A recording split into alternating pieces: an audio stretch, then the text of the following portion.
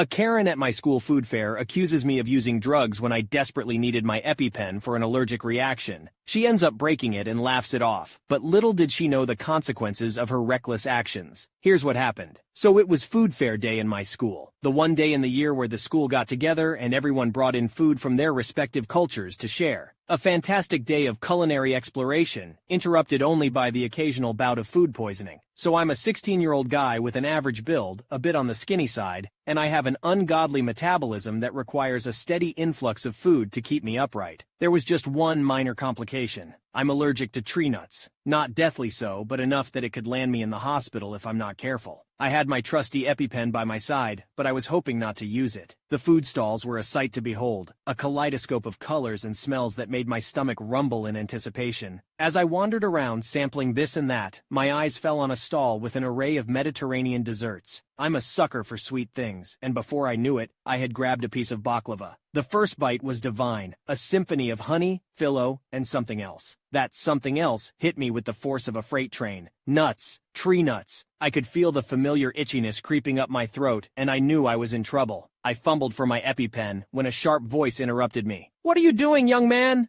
Mrs. Karen, my math teacher, who earned her nickname for her uncanny resemblance to every entitled parent meme on the internet, was glaring at me. She had a reputation for being a stickler, but this was a new level even for her. "Mrs. Karen," I croaked out, "I need to use this. I'm having an allergic reaction." She snatched the EpiPen from my hand, squinting at it suspiciously. "This looks like a drug. Are you trying to use drugs in school?" "What? No, it's an EpiPen. I need it for—" "Save your lies." She cut me off with a derisive snort. "I know what you kids do for drugs these days. I'm taking you to the principal's office." "You've got to be kidding me," I said, my throat itching even more. Mrs. Karen started walking away, but I couldn't let her take my EpiPen. I ran after her, but my throat was closing up. The world started to blur at the edges, and I was gasping for air. I managed to grab her hand, and in the ensuing struggle, the EpiPen hit the floor, shattering into pieces. I stared at the broken EpiPen, a cold dread washing over me. "Are you insane?" I screamed, my voice raspy. "I needed that!" But Mrs. Karen just laughed, oblivious to my panic. "Sure you did," she said, sarcasm dripping from her voice. "I've heard better excuses." There I was, looking at the shattered EpiPen on the ground, a mix of panic and anger boiling inside me. "You've got to be freaking kidding me!" I wheezed out, barely able to keep myself upright. Mrs. Karen just smirked, triumph sparkling in her eyes. "You can't fool me, young man." "Mrs. Karen, I swear if I don't get to a hospital I didn't finish the sentence, but the sentiment was clear. I was desperate and needed help. A bystander student named Jack stepped in. "Dude, he's not faking it. I've seen him have a reaction before. It's an EpiPen, not drugs." Mrs. Karen looked at him, then back at me, and her smirk wavered a little. "Well, he can explain it to the principal then," she said, grabbing my arm to drag me to the office. "No, he can't," Jack said, firmly pulling my arm away from Mrs. Karen. "Because if we don't call an ambulance right now, he might not be able to explain anything to anyone."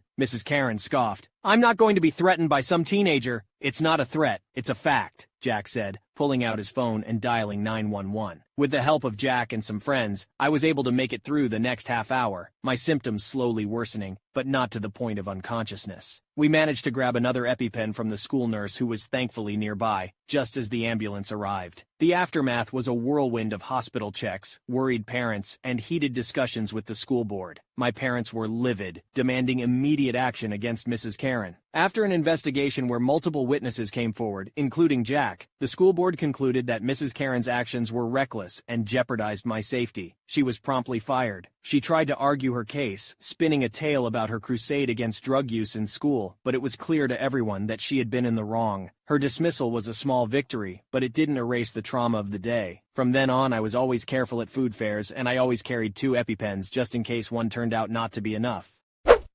Whoa, OP, this story is just a wild ride from start to finish. Can you believe the nerve of this Karen? She straight up accused OP of drug use in the middle of an allergic reaction. It's like, hello, that's an EpiPen, not a joint. Then she laughs off breaking the EpiPen? I mean, I've heard of Karens being entitled, but this takes it to a whole new level of crazy. This could have ended way worse if it weren't for quick-thinking Jack. I mean, Jack for the win, am I right? And when the school board actually fires her? Man, talk about sweet, sweet karma. But honestly, it's really terrifying to think about what could have happened. It's like she was living in her own reality, completely disconnected from the seriousness of the situation. Now, OP always carries 2 EpiPens. Can't blame him for that. It's scary that it had to come to this, but hey, better safe than sorry.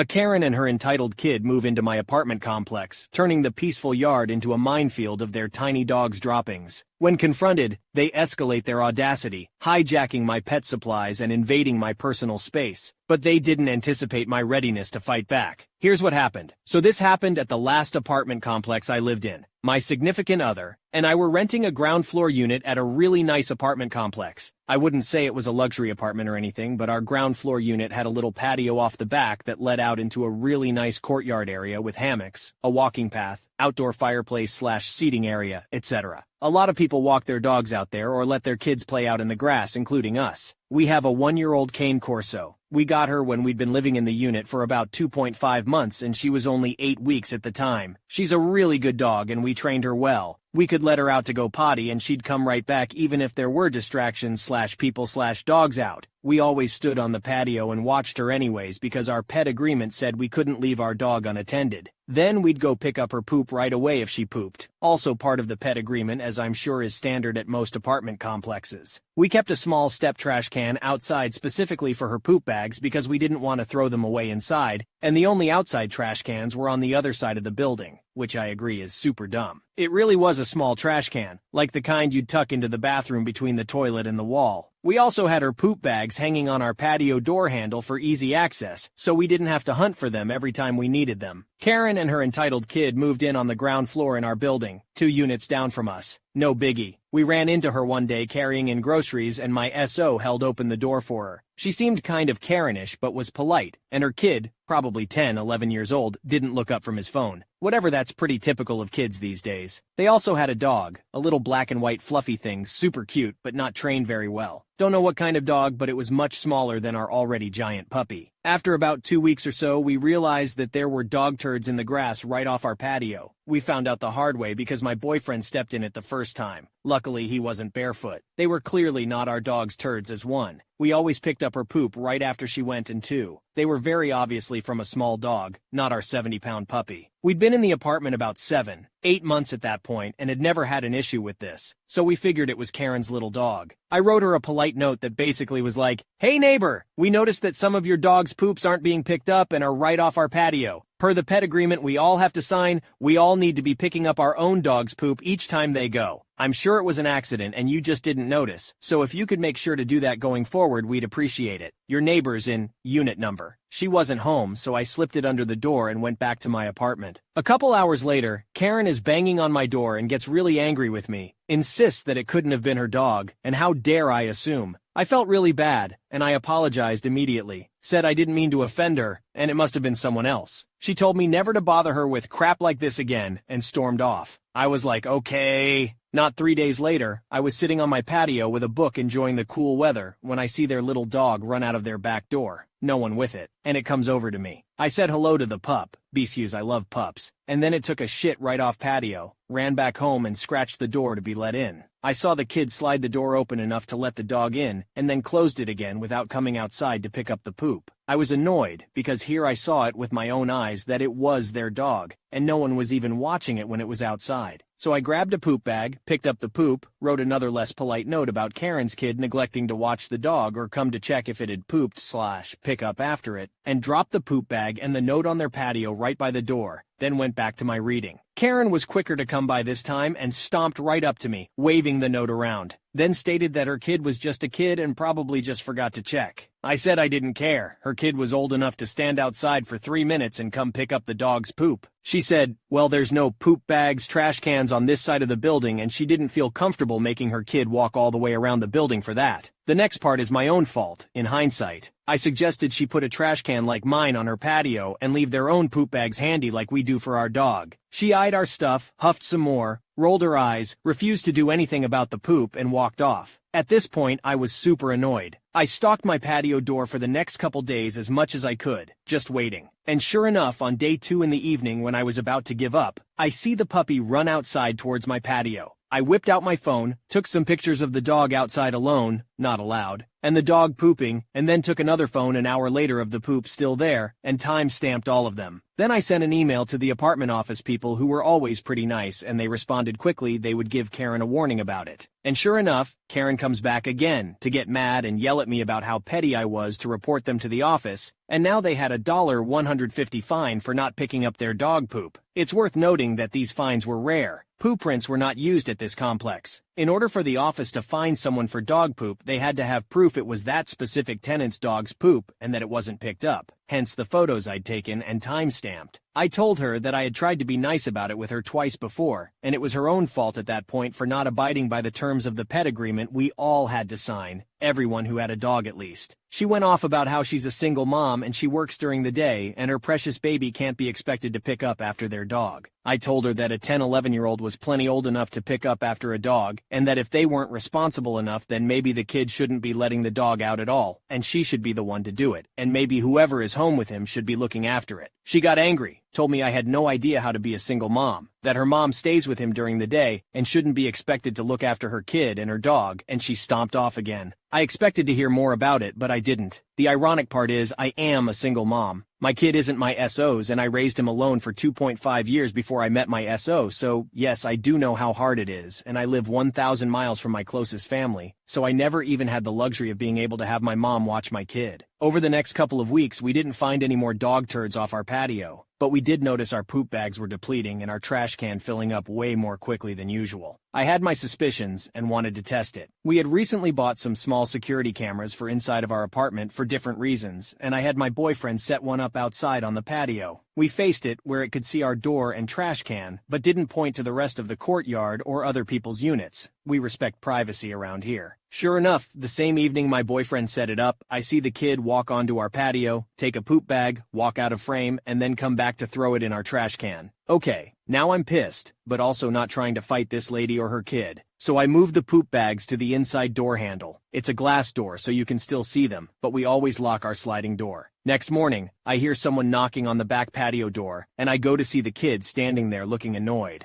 I didn't open the door, I just spoke loudly enough to ask what did he need. He demanded a poop bag for his dog's poop. I said I'm sorry but these are our poop bags for our dog, and they weren't free for anyone else to use. The apartment provides poop bags in a dispenser near the trash can on the other side of the building. Kid started demanding a poop bag, saying his mom told him he could use ours, slapping his hands on the glass a few times, trying to scare me. Yes, I'm so terrified of a 10-year-old boy. And finally screaming at me that he's telling his mother on me. I said fine, go ahead, I'll tell her the same thing. Sure enough, a few minutes later, Karen is standing on my patio, also demanding a poop bag for her dog's poop. I denied her a bag and asked her to please step off of my patio as she was making me feel unsafe and uncomfortable. My SO wasn't home. She told me I was a bratty child, I'm 24, and she demanded I let her use my poop bags as I had already told her she could before. I said no, I told you to get some yourself and do what I do. Keep them close by and put your own trash can on your own patio. Not use the bags I buy with my own money for my own dog and then fill up my tiny trash can with your dog's poop. I pointed out she could use a plastic shopping bag if she didn't want to buy her own poop bags, or she could use the bags the complex provided on the other side of the building. She kept going off on me, and I finally told her if she didn't leave my patio, I'd call the police as she was harassing me. The apartment office was closed on Sundays, and of course it was Sunday. She acted like she was going to call my bluff, but then my boyfriend got home and walked up behind me to ask what was going on, and she ended up dragging her kid away, again, leaving the poop in the grass off my patio. So once she was gone, I took another time-stamped picture of the dog poop, downloaded the footage from my security camera of her kid stealing my poop bags and throwing them in my trash can, and the footage from them that morning yelling at me and demanding my bags and my denying them, and emailed all of it to the apartment management. I told them that she made me feel unsafe and uncomfortable in my own home, that she and her child felt entitled to come onto my patio and take my belongings. I also went outside, picked up her dog's poop, looked in the trash can on my patio, and pulled out the bags with her dog's poop. They were significantly smaller than my dog's poops, as I'm sure any dog owners could tell the difference in poops of a 12 lb dog versus a 70 lb dog. I went and opened all the bags and dumped the poop straight on her patio right outside the door. On Monday, I heard back from the office lady who said she would take care of it. By Friday, there was a moving truck and Karen and her kid were moving out. Pretty sure they were evicted. After talking to some of our other much friendlier neighbors, it turns out we weren't the only ones who had been complaining about her. They'd only lived in the complex for like 2-3 months before they made so many enemies they were kicked out. Sometimes I think I should feel bad for playing a part in them getting evicted, but honestly, I can't bring myself to feel guilty about it. Not my fault she was a lazy, entitled bitch who couldn't even be asked to get a shopping bag to pick up her dog's shit. I never heard from her about the turds I dropped on her patio, but I like to think she stepped in them without looking and knew better than to come bitch to me about it. OP, you've got the patience of a saint, honestly. I mean, we've all encountered a Karen in the wild, but this one takes the cake. First off, Karen, if you're out there, who leaves dog poop in someone else's backyard? That's not just bad manners, it's a health hazard. And then, the audacity to get mad at OP for pointing it out? I'm over here laughing so hard I can hardly breathe. But oh, it gets crazier. Karen's little bundle of joy sneaking onto OP's patio to steal poop bags? That's next level. And when OP locks up their supplies, both Karen and her kid have the nerve to demand them. I swear, if I were watching this in a movie, I'd say it's too unbelievable. OP, you handled this situation like a champ, using your security cameras, email, and yes, even the ultimate weapon of doggy doo-doo, to bring Karen to justice. And in the end, justice was indeed served. Karen, her kid, and their untrained dog were sent packing, leaving the peaceful apartment complex to live happily ever after.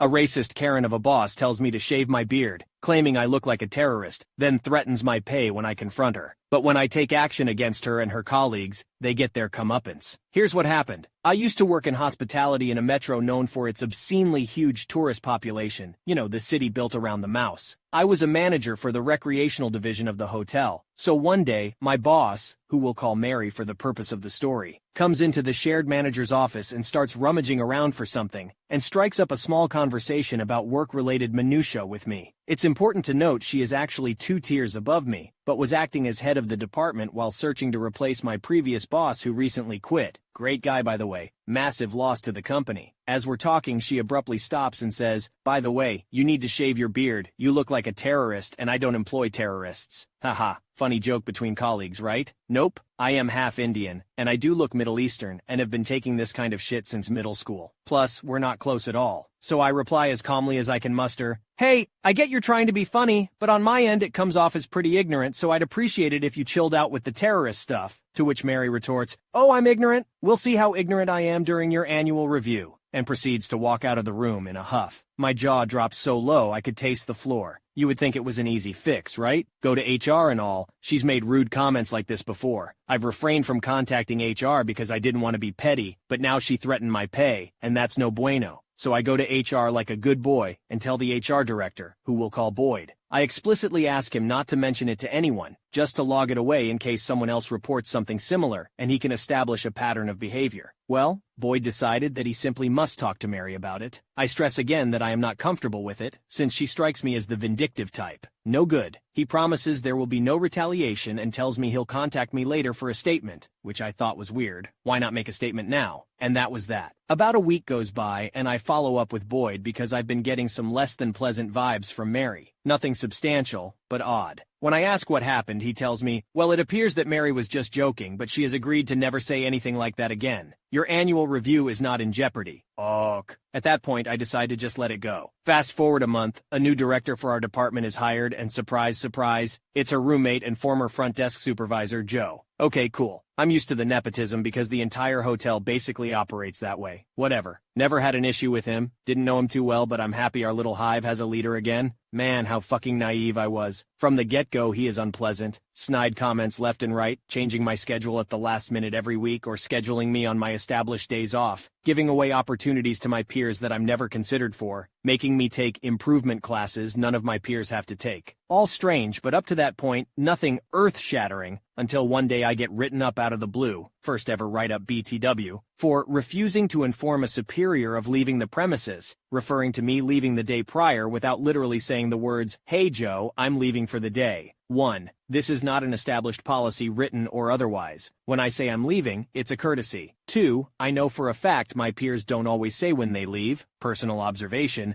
and was corroborated by them after asking around. And 3. Knowing that my peers aren't held to the same bogus standard and having never been written up for it, I know this is a direct shot at me. My review is fucked. Best part? Joe let it slip that Mary asked for me after I left, and when it was found that I was indeed gone, she requested the write-up. That was fuck-up number 2, lady. Number 3 came when Boyd decided to cover his own ass when I approached him with all the evidence pointing to retaliation and discrimination in the workplace. I learned he never properly documented his discussion with me or Mary, and that he's been basically playing the whole fucking thing by ear. I decided to write my long-past-due statement then and there, turn it in, and email a picture copy to the corporate office. I tell Boyd that I am sorely disappointed about how he handled the issue, and he responds by accusing me of dramatizing the whole ordeal. He was very flippant about the whole thing, rolling his eyes and everything. "'Kay, buddy, I see you now." So finally, we've reached the revenge. After some time, I scrounge up all the evidence I can. My write-up, my coworkers' write-up records, with their permission, company policy manuals, my schedules for the past month, including the bogus classes only I was made to attend, my coworkers' schedules, witness statements, from peers when Mary has said other demeaning things, and a few others items. Next step, I tell off Joe, because fuck him. I make sure he is very angry when I leave. You'll see why later. After crossing my T's and dotting my I's, I resigned with a 2-week notice. That night, I type up a letter to the